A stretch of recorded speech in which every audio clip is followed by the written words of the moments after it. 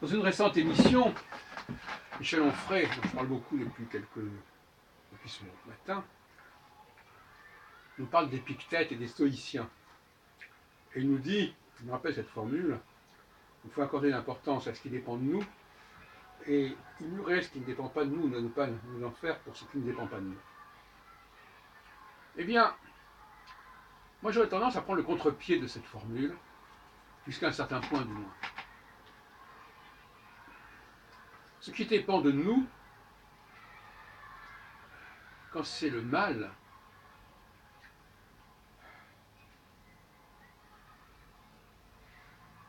eh bien, il vaut mieux que le mal, il dépend de nous, on n'y attache pas beaucoup d'importance. Et le mal qui ne dépend pas de nous, on peut l'accepter plus facilement. Pourquoi ?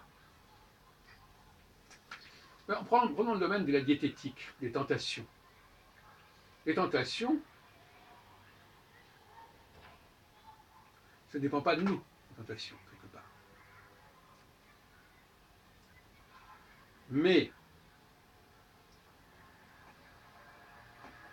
si par exemple, j'aime le chocolat, c'est pas vraiment le cas, c'est un exemple.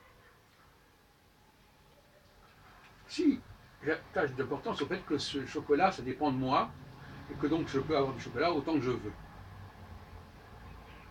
Inversement, si j'aime le chocolat, mais que je ne mange du chocolat que quand ça ne dépend pas de moi, quand on m'en propose, quand il s'en trouve comme ça sur ma route, qu'est-ce qui est mieux ?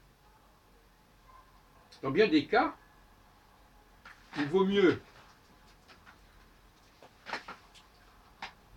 dépendre de ce qui ne dépend pas de nous, accorder l'importance à ce qui ne dépend pas de nous, parce que plus que ça ne dépend pas de nous, ça ne risque pas de nous envahir quelque part. Ça ne risque pas de relever de notre, ce que les Hébreux appellent le Yetzer Hara, nos mauvaises pulsions. Que ça se présente de temps en temps, ça ne fait pas une habitude. Et puis on n'en est pas responsable. Donc finalement, être ouvert à ce qui ne dépend pas de nous n'est pas une si mauvaise chose que cela.